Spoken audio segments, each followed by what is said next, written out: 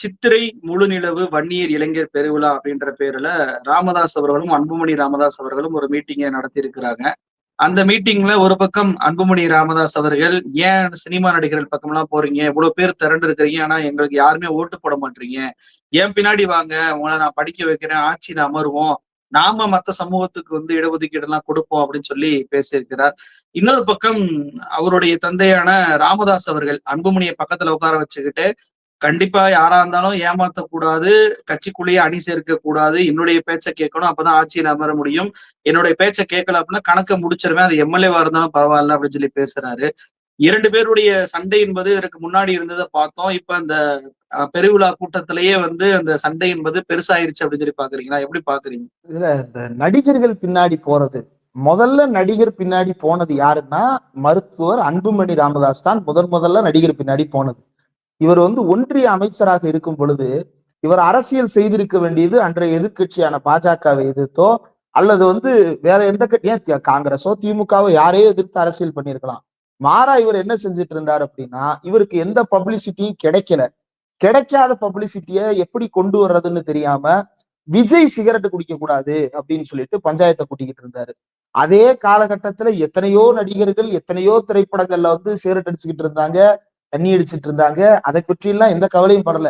இவர் பஞ்சாயத்து பூராமே விஜய் மேலதான், நம்ம போக்கஸ் பூராமே ஒருத்தர் மேலதான் அப்படின்னு போது, நீங்க தான் உங்க இளைஞர்களுக்கு முதல்ல ஒரு சினிமா நடிகரை அடையாளப்படுத்தி முதல்ல அவரை ஒரு அரசியல் பஞ்சாயத்துக்குள்ள இழுத்து விட்டது பாமக தான். அதற்கு பிறகுதான் அதிமுக, அதற்கு பிறகுதான் மற்ற ப்ரொடக்ஷன் பிரச்சனை எல்லாம். முதல்ல பாமக தான் இந்த பஞ்சாயத்தை இழுத்து விட்டது.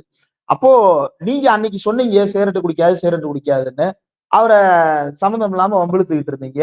அப்ப இவர் சொன்ன காரணம் என்ன அப்படின்னா, உங்களை பார்த்து பல இளைஞர்கள் பின்தொடர்வார்கள், அதனால் நீங்கள் அப்ப உங்களுக்கு அப்பயே தெரியும்ல இளைஞர்கள் அங்க இருக்கிறாங்கன்னு. அப்புறம் எதுக்கு இப்ப திடீர்னு புதுசா புலம்புறீங்க? இப்ப என்னன்னா, இவருக்கு ஓவியால இருந்து விஜய் வரைக்கும் ஒரே பிரச்சனை தான். நமக்கு ஒரு ஓட்டு போட மாட்டேங்கிறாங்க, அங்க போய் 1000 ஓட்டு போடுறாங்க, 100 பேர் கூட்டம். இப்ப அவர் பாக்குறாரு, இவ்வளவு கஷ்டப்பட்டு நம்ம கூட்டம் திரட்ட வேண்டியது இருக்கு, இவ்வளவு பேசி நம்மளுக்கு மீடியா பப்ளிசிட்டி கிடைக்க மாட்டேங்குது, ஆனா நடிகரா இருக்கிற காரணத்தினாலேயே ஒருத்தர் பப்ளிசிட்டி கிடைக்குது அப்படின்றதெல்லாம் இவர் தான் அந்த பப்ளிசிட்டியை கொடுக்க ஆரம்பிச்சதே. ஒருத்தர் நடிகர் என்பதாலேயே அவருக்கு பப்ளிசிட்டியை கொடுக்க ஆரம்பிச்சது யாருன்னா ராமதாசும் அன்புமணி ராமதாசும் அவருடைய கூட்டத்தை சேர்ந்தவர்கள் தானே தவிர வேற யாரும் இல்லை. இது ஒண்ணு. ரெண்டாவது, அப்பாவும் மகனும் நடத்திட்டு இருக்கக்கூடியது இந்த டிராமா கிட்டத்தட்ட 12 வருஷம் கழிச்சு இந்த சித்திரை முழுநிலவு விழா அப்படின்றது நடக்குது. 12 வருஷத்துக்கு முன்னாடி ஜெயகுரு அந்த கூட்டத்துல பேசினதெல்லாம் இன்றைக்கும் கூட சமூக வலைதளங்கள்ல இருக்கு. அவ்வளவு பிளவுவாதத்தை தூண்டுகின்ற வகையில அவர் பேசி இருந்தார். சரி, அவர் வன்னியர் சங்கத்தினுடைய பிரதிநிதியாக அவர் அவ்வளவையும் பேச விட்டுட்டு இவங்க ஏதோ ஒரு ஜனரஞ்சகமான தலைவர்களை போல இவங்க பாவலா காட்டிட்டு இருந்தாங்க. இப்ப ஜெயகுரு இல்ல. ஆனா ஜெயகுரு வளர்த்து விட்ட கூட்டத்தை கன்சால்டேட் பண்ணணும் அப்படின்னா ஜாதி வெறி தவிர வேற எதையும் பேசுவதற்கு வாய்ப்பு இல்லை. இததான் ஜாதி வெறி பிடிச்சு போஸ்டர் அடிச்சுக்கிட்டு இளைஞர்களை தவறாக வழி நடத்துகிறார் அப்படின்னு நான் சொல்லல. ஜெயலலிதா 2013 சொல்லி 10 மணிக்கு மேல கூட்டத்தை நடத்தி, அந்த கூட்டத்தை நடத்தும் பொழுதே இவரே சவால், முடிஞ்சா என் மேல கேஸ போட்டுப்பாரு, மறுநாளே சட்டமன்றத்துல இந்த போடுறேன் கேஸ, அவ்வளவுக்கு ஒன்ட்டே காசை வசூல் பண்றேன்னு கேஸ போட்டு உள்ள தூக்கி வச்சாங்க அம்மையார் ஜெயலலிதா அவர்கள். அதற்கு பிறகு இந்த கூட்டத்தை நடத்துறதை பத்தி அவர் கனவிலும் நினைத்து பார்க்கவில்லை. இன்றைக்கு ஜெயலலிதா தான் இடஒதுக்கீட்டு நாய். இது எப்படி இருக்குன்னா, அந்த காலத்துல நீங்க திரைப்படங்கள்ல கூட பார்க்கலாம். அந்த திரைப்படங்கள்ல பாத்தீங்க அப்படின்னா மன்னர் மாறுவாங்க. மன்னர் மாறினாலும் அந்த ஊர்ல ஒரு குரூப் இருக்கும். அந்த குரூப் மன்னா இந்தாங்க பிரசாதம் எடுத்துக்கோ அப்படின்னு சொல்லிட்டு நின்னு ஆசீர்வாதம் பண்ணிட்டு மக்கள் மத்தியில இவர் தான் நமக்கு இனிமேல் இந்த போர்ல அவர் வெற்றிகரமா ஜெயிச்சு வந்துட்டு இருக்கிறார், அவருக்குத்தான் நம்மளுடைய ஆதரவு இருக்கணும் அப்படின்னு சொல்லிட்டு அவர் அந்த மக்கள்கிட்ட மன்னரா அறிவிக்கிற வேலையை ஒரு குரூப் பார்த்துட்டு இருந்துச்சு. யார் வந்தாலும் அவங்க அதை சொல்லுவாங்க, பராக்கிரமன்னு. யார் வந்தாலும் அந்த பராக்கிரம பட்டத்தை அவங்களுக்கு கொடுத்து பக்கத்துல ராஜகுருவா உட்கார்ந்துக்குடுவாங்க. ராமதாஸ் அவர்கள் ஒரு காலத்தில் அரசியல் ராஜகுருவாக வருவதற்கான எல்லா தகுதிகளையும், அரசியல் ராஜகுருனா அப்படி பரம்பரை ராஜகுருவா வருபவர்களால் அல்லாமல் மார்க்ஸை பேசி, அம்பேத்கரை பேசி, பெரியாரை பேசி வந்து கொண்டிருந்தவர் இப்ப என்ன ஆயிட்டாரு அப்படின்னா, அன்றைக்கு அந்த பஞ்சம் பிழைத்த கூட்டம் எப்படி யார் வந்தாலும் அடிவருடியதோ அது போன்ற ஒரு நிலையை ராமதாஸ் சேருவார்னு கனவிலும் நாம நினைத்து பார்த்ததில்ல. அந்த வேலையை தான் இப்ப செஞ்சிட்டு இருக்கிறாரு. வன்னியர் சங்க போராட்டம் நடைபெற்ற பொழுது அவர்களை எந்த விதமான ஈவு இரக்கமும் இல்லாமல் சுட்டு கொன்று படுகொலை செய்தது அன்றைய எம்ஜிஆர் தலைமையிலான அதிமுக அரசு. அந்த அதிமுக அரசாங்கத்தை பற்றி இவர் இன்றைக்கு வாயவே திறக்க மாட்டார். ஜெயலலிதா 12 வருஷமா உன்னை மாநாடே நடத்த விடாம செய்த ஜெயலலிதாவை பற்றி இன்றைக்கு 69% இடஒதுக்கீட்டை கொடுத்த நாயகி அப்படின்னு சொல்லி பேசுவாரு. நாளைக்கு 10.5 நாயகன் எடப்பாடியை பற்றியும் அவர் பேசுவார். ஏன் அப்படின்னா இது பஞ்சம் பிழைப்பதற்காக அவர் எடுத்திருக்கக்கூடிய நாடகம். இதற்கு அவரே சொல்லுவது போல அப்பாவி ஜனங்கள்னு சொல்றாங்க இல்லையா, அந்த அப்பாவி வன்னிய இளைஞர்களை தவறாக வழிநடத்தி இவர் பஞ்சம் பிழைக்க பார்க்கிறார் அப்படின்றதுதான் உண்மை. நாளைக்கே திமுக கூட்டணி அங்க ஓகே பண்றதுக்கு யாரும் தயாரா இல்ல. ஆனா ஓகே ஆச்சுன்னு வைங்க, கலைஞர் தான் எங்களுக்கு எல்லாமே செஞ்சு கொடுத்தாரு, கலைஞரை விட்டா இந்த நாட்டுக்கு நாதி இருக்கா, இதெல்லாம் பேசி இருக்கிறார் ஏற்கனவே. ராமதாஸ் ஏற்கனவே பேசி இருக்கிறார். குழந்தை தொழிலாளர் ஒழித்ததுல கலைஞருடைய பங்குதான் தமிழ்நாட்டில் பிரதானமானது, இடஒதுக்கீட்டை அதிகப்படுத்தியதில் கலைஞருடைய பங்குதான் பிரதானமானது, இடஒதுக்கீட்டு நாயகர் கலைஞர் அப்படின்னு சொல்லிட்டு அவருக்கு விழாவையே நடத்தியது யாரு? இந்த ராமதாஸ் தான் நடத்தினார். இன்னைக்கு அதை எல்லாத்தையும் அழிச்சிட்டு வேற ஒரு பேரை போட்டு பாடுவார். நாளைக்கு அன்புமணி ராமதாஸ் மோடியை பற்றி புராணம் பாடுவார். இப்படி சமூக நீதி வரலாற்றை தன்னுடைய இஷ்டத்துக்கு யார் பேர் வேண்டுமானாலும் எழுதி அடமான வைக்கக்கூடிய ஒரு பார்ப்பனத்தனமான வேலையை ராமதாஸ் அவர்கள் செய்து கொண்டிருக்கிறார் அப்படின்றது ரொம்ப அருவருக்கத்தக்கதாக இருக்கிறது. போலீஸ்ல எத்தனை பேர் வன்னியர் இருக்கிறாங்கன்றது வேற, ஐஜி, டிஜிபி, எஸ்பி, கமிஷனர் ரேங்கிங்ல எத்தனை பேர் வன்னியர் இருக்கிறாங்கன்ற கேள்வி வேற. ஏன் அப்படின்னா நார்மலா போலீஸ்ல என்ட்ரி லெவல்ல தமிழ்நாடு அரசு எடுக்கக்கூடியது சப் இன்ஸ்பெக்டர் அல்லது கான்ஸ்டபிள் எக்ஸாம்ஸ்ல நடத்தி எடுக்கிறாங்க அப்படின்னா அதுல இடஒதுக்கீட்டு முறையை பின்பற்றித்தான் ஆள் எடுக்கிறார்கள். அதுல வன்னியர்கள் 10% அல்ல 15% வரைக்கும் கூட சில ஆண்டுகளில் இடம்பெற்று இருக்கிறாங்கள தகவல். அப்பயே இவர் என்ன கேட்டாருன்னா, உயர் பொறுப்புகளுக்கு வர்றவங்க எப்படி வர்றாங்க? அவங்க யுபிஎஸ்சி தேர்வு எழுதி வர்றாங்க, union public service commission exam எழுதி வர்றாங்க. 2024 கணக்குப்படி யூபிஎஸ்சி எக்ஸாம்ஸ்ல 1029 வேகன்சிஸ் தான் ஒட்டுமொத்த இந்தியாவுல. அதுல IAS, IPS, IFS, group A, group B அப்படின்னு 5 கேடரா பிரிச்சோம் அப்படின்னா ஒன்னொன்னுலயும் கிட்டத்தட்ட 200 பேருக்கும் குறைவானவர்கள் தான் அக்காமடேட் ஆகுறாங்க. குரூப் ஏ, குரூப் பில தான் அதிகம், ஐஏஎஸ், ஐபிஎஸ்ல வேகன்சியே கம்மி. அதுல அகில இந்திய அளவுல வெறும் 60% இருக்கு, 60 சீட்டு மட்டும்தான் இருக்குது ஓபிசி கோட்டாவுக்கு. நானே அதிகமா சொல்றேன், இதோட குறைவுதான். அவ்வளவு சீட்டை வச்சுக்கிட்டு இதுல வன்னியர் எத்தனை பேர் இருக்கிறாங்க? இந்த கேள்வியை நீங்க மோடிட்ட கேளுங்க. தமிழ்நாடு அரசு ஆர்டிஐ போட்டு கேட்டதற்கு மருத்துவர்களாக எத்தனை பேர் படிக்கிறார்கள், மருத்துவ இடம் பெற்று இருக்கிறார்கள் இளநிலையில அப்படின்ற தகவலை தமிழ்நாடு அரசு கொடுத்திருக்கிறது. மருத்துவ முதுநிலை படிப்புல எத்தனை வன்னியர்கள் தமிழ்நாடு அரசு கொடுத்திருக்கிறது. விஏஓ தமிழ்நாடு அரசு கொடுத்திருக்கிறது. இப்படி தமிழ்நாடு அரசு தேர்வு செய்கின்ற எல்லா பணியிடங்களுக்குமான மொத்தமாக வன்னியர்கள் எத்தனை பேருன்றது தமிழ்நாடு அரசு கொடுத்திருக்குல்ல. யூபிஎஸ்சில போலின்றாரு, அந்த டேட்டா போலி, நீங்க கணக்கெடுக்காம எப்படி சொல்ல போச்சு, கணக்கெடுங்க அப்படின்னு சொல்லி ஒரு வார்த்தையை வைக்கிறாரு. நீங்க சொல்வதை போல காவல்துறை உயர் அதிகாரியை பற்றியும் சொல்றாரு, ஐஏஎஸ் அதிகாரியும் சுட்டி காட்டுறாரு. ஐஏஎஸ் அதிகாரியிலுமே வன்னியர்கள் இல்லாம போயிட்டாங்க அப்படின்றதை சுட்டி காட்டுறாரு. ஆனா இதெல்லாம் ஒரு மிக முக்கியமான ஒரு கேள்வி வருதுன்னா, 2 பேருமே பேசும்போது பாத்தீங்கன்னா முதலமைச்சர் ஸ்டாலினை சாடுவதை பார்க்க முடியுது. அவர் தான் நம்ம சமூகத்தை முன்னேற விடாம தடுப்பதை போலவும், அவர் தான் 10.5% இடஒதுக்கீடை கொடுக்காமல் இருப்பதை போலவும் குற்றச்சாட்டுகளை இருவருமே வச்சாங்க. இப்ப சாதிவாரி கணக்கெடுப்பு எடுக்கலை அப்படின்றதான் முதலமைச்சர் மீது வைக்கக்கூடிய குற்றச்சாட்டு. ஆனா சமீபத்துல கேஸ்ட் சென்சஸ் நாங்க எடுக்க போறோம், 2026 மக்கள் தொகை கணக்கெடுப்போட சேர்த்து எடுக்க போறோம் அப்படின்னு சொல்லிட்டு ஒன்றிய பாஜக அரசு அறிவித்த போது அதுல இன்னொரு விஷயத்தையுமே குறிப்பிட்டு சொன்னாங்க. என்னன்னா, மாநிலங்கள் அவங்க இஷ்டத்துக்கு சர்வேக்கள் எடுக்கிறாங்க, அதை சரியாக இல்ல, அதனால ஒன்றிய அரசு எடுக்கக்கூடிய டேட்டா தான் சரியானது என்ற வார்த்தையை அவங்க பயன்படுத்திட்டாங்க. அஸ்வினி வைஷ்ணவ் அதை பிரஸ் மீட்லயே சொல்லிட்டாரு. அப்படி இருக்கும்போது ஒன்றிய அரசு கிட்ட தான் அந்த அதிகாரம் இருக்கு அப்படின்றது தெரிஞ்சும் முதலமைச்சருக்கு எதிராக திருப்பக்கூடிய வேலையில் ஈடுபடுவதை எப்படி பாக்குறீங்க? இது திமுகவுக்கு எதிராக அந்த சமூகத்தை திருப்ப வேண்டும் என்பதற்காகவே இந்த மீட்டிங் போடப்பட்டுச்சா? இல்ல, அவரால் திருப்ப முடியலன்ற விரக்தியில தான் இந்த அவங்க நடத்துறாங்க. அன்புமணி ராமதாஸ் பேசும் பொழுது ரொம்ப தெளிவா ஒரு டேட்டாவை சொல்றாரு. தமிழ்நாட்டுல வன்னியர் எம்எல்ஏக்கள் எத்தனை பேர் எந்தெந்த கட்சியில இருக்கிறாங்கன்னு அவர் கணக்கெடுத்து பார்த்திருக்கிறாரு. அதுல திமுகவுல 23 வன்னியர் எம்எல்ஏக்கள் இருக்கிறார்கள். திமுகவிலேயே அதிகமாக ஒரு சமூகத்திலிருந்து எம்எல்ஏக்கள் கிடைத்திருக்கிறார்கள் என்றால் அது வன்னியர் சமூகத்தில் இருந்துதான் அன்புமணி ராமதாஸ் சொல்றாரு. நான் போய் யாருடைய சாதியை டெஸ்ட் பண்ணல, அன்புமணி ராமதாஸ் டெஸ்ட் எடுத்து சொல்றாரு. அப்ப இது மட்டும் இல்ல, அவர் 1957 எலெக்ஷன்ல இருந்து வர்றாரு. 1957 இருந்து இப்ப வரைக்கும் ஒவ்வொரு தேர்தலையும் திமுக எவ்வளவு வன்னியர் இடங்களில் வெற்றி பெற்றது, எவ்வளவு வன்னியர்கள் வெற்றி பெற்றாங்கன்ற வரைக்கும் டேட்டா வச்சிருக்கிறாரு. இதுல இருந்து என்ன தெரியுது அப்படின்னா, திமுக என்கின்ற ஒரு கட்சி தமிழ்நாட்டுல தேர்தல் அரசியல்ல போட்டியிட தொடங்கிய காலத்திலிருந்து இப்போது வரைக்கும் பெரும்பான்மையான வன்னியர்கள் திமுகவை தான் ஆதரிக்கிறார்கள் அப்படின்றத அன்புமணி ராமதாஸே சுட்டி காட்டுகிறார். அதுதான் அவருடைய உண்மையான விரக்தி புள்ளி. அந்த புள்ளியிலிருந்து தான் அவங்க பிரச்சனை தொடங்குது. அதனாலதான் ராமதாஸ் முதற்கொண்டு ஒரு ஓட்டு போட மாட்டீங்களா, 2000 பேர் சேர்ந்து 100 பேரை கூட்டிட்டு வர மாட்டீங்களா, 10 பேரை கூட்டிட்டு வர மாட்டீங்களா அப்படின்னா கூட்டிட்டு வர முடியாது. யார போய் என்ன சொல்லி கூட்டிட்டு வருவாங்க? வாங்க, நாங்கெல்லாம் சத்திரியர்கள், என் கூட வாங்க அப்படின்னு ரோட்ல போய் நின்று அவனால கூப்பிட முடியுமா? ஒரு வன்னிய இளைஞரால கூப்பிட முடியுமா? என்ன சொல்லி கூப்பிட முடியும்? எங்க கட்சிக்கு வந்தீங்கன்னா நாங்க உங்களுக்கு இன்னென்ன விஷயங்கள் செஞ்சு தருவோம், இன்னென்ன நலத்திட்டங்கள் கொடுப்போம்னு நல்ல விஷயங்களை சொன்னாதான் கிடைக்குமே தவிர, வன்னியருக்கு 10.5 வேணும் ஓட்டு கொடுப்பீங்களோ அப்படின்னு கேட்டோம்னா எப்படி ஓட்டு கிடைக்கும்? இதுல வன்னியர்கள் 10.5 10.5ன்னு இவர் சொல்றதே முதல்ல வன்னியர்களுக்கு படிப்புல இடம் இல்லாதது போலவும், வன்னியர்களுக்கு கல்லூரிகள்ல இடம் இல்லாதது போலவும், வேலை வாய்ப்புல இடம் இல்லாதது போலவும் அவர் பேசிக் கொண்டிருக்கிறார்.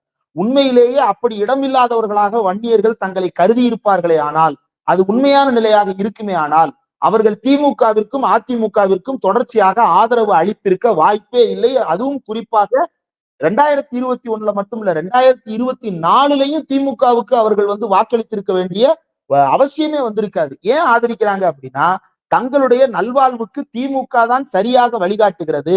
ஏன்னா எஸ் சிவசங்கர் சொல்றாரு, 10.5 இல்ல, பல பணியிடங்கள்ல 15% வரைக்கும் வன்னியர்கள் இருக்கிறாங்கன்னு சிவசங்கர் சொல்றாரு.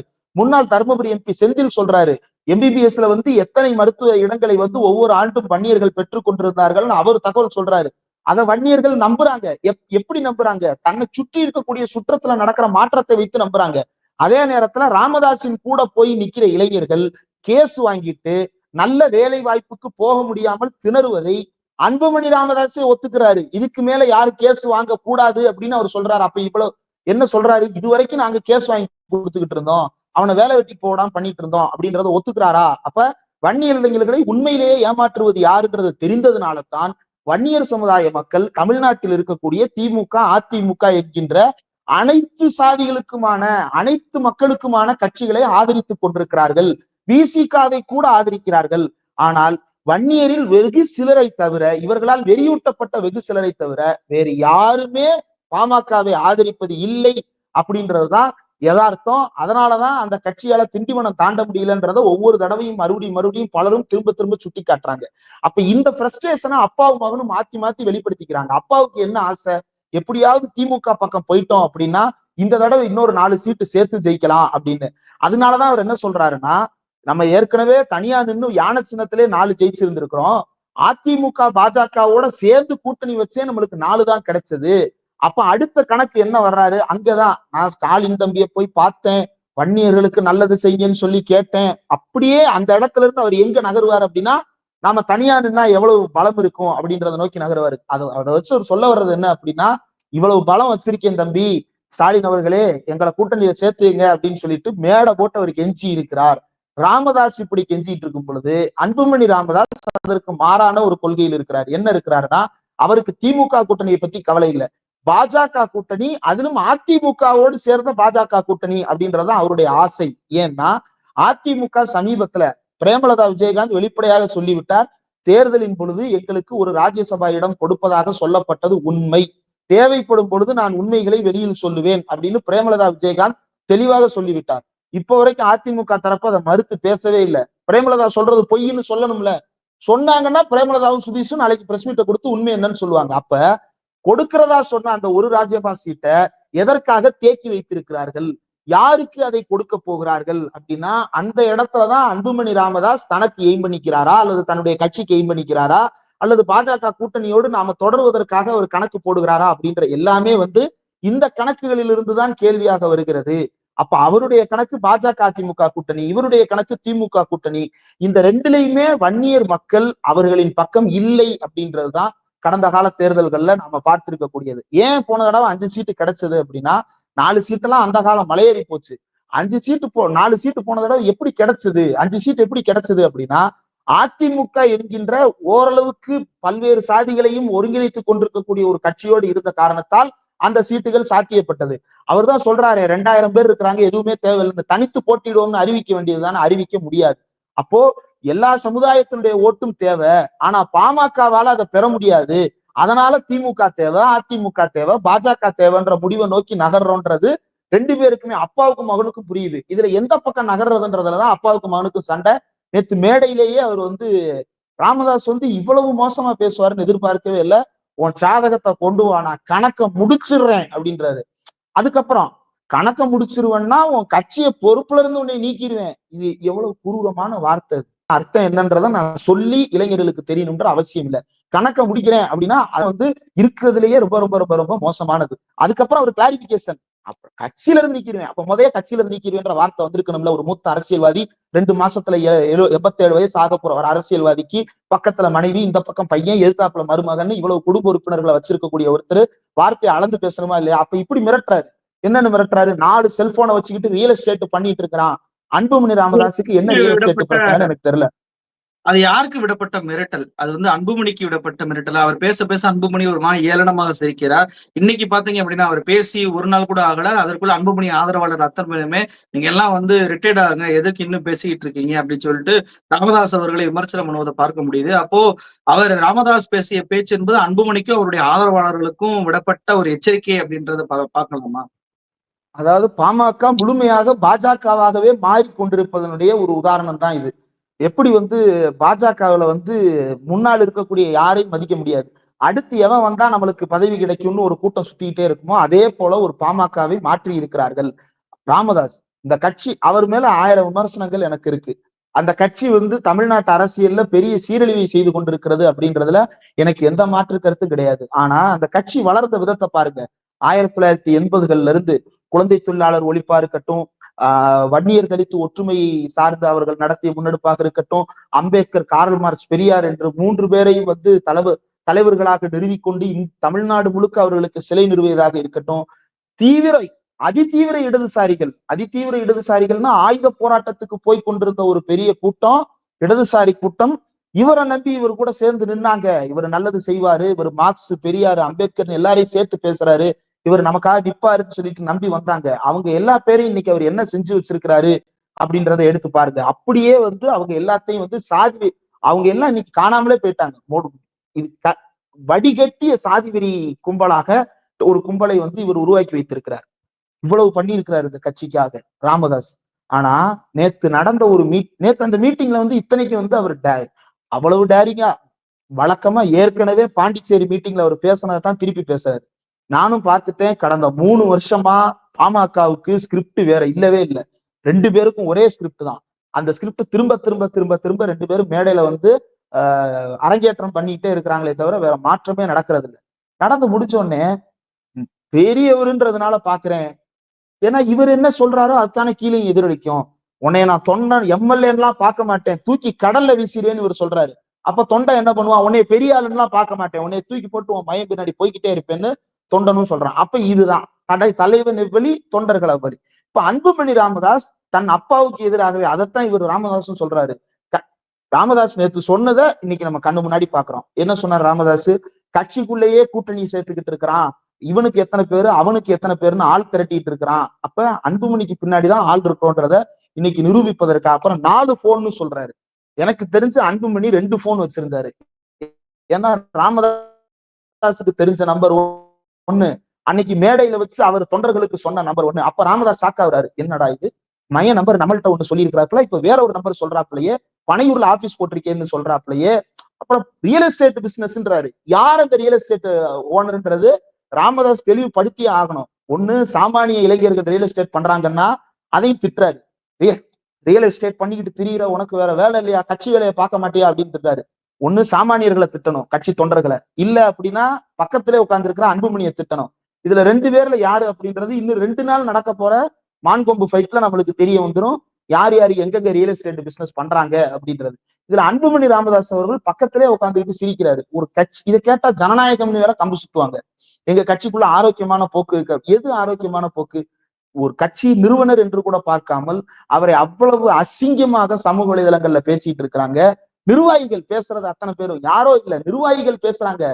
அவங்க பேசுறத வந்து சமூக வலைதளங்கள்ல இவ்வளவு வன்மமாக போய் கொண்டிருக்கிறது. அன்புமணி ராமதாஸ் என்ன சொல்லணும்? தலைவரை பற்றி யாரும் தவறாக பேசக்கூடாது, என்றும் தலைவர் வழியில் நடப்போம் அப்படின்னு சொல்லிட்டு ஒண்ணு சேர்ந்து நிக்கணுமா இல்லையா? ஆனா நிக்க மாட்டார். ஏன்னா அப்பாவா சிபிஐ கேஸா, அப்பாவா ராஜ்யசபா சீட்டா அப்படின்னு முடிவு பண்ண வேண்டிய காலகட்டத்துக்கு அவர் வந்து சேர்ந்திருக்கிறார். அதுதான் அவருடைய குழப்பத்திற்கும் ஊசலாட்டத்திற்கும் விரக்திக்கும் காரணம். இந்த விரக்தியிலிருந்து தான் 2 பேரும் மான்கொம்பு ஃபைட்டை அடிச்சு உருண்டுட்டு இருக்காங்க. நிகழ்ச்சியில் கலந்து கொண்டு பல்வேறு தகவலை நம்ம நேரிட்டு பகிர்ந்துட்டீங்க. ரொம்ப நன்றி.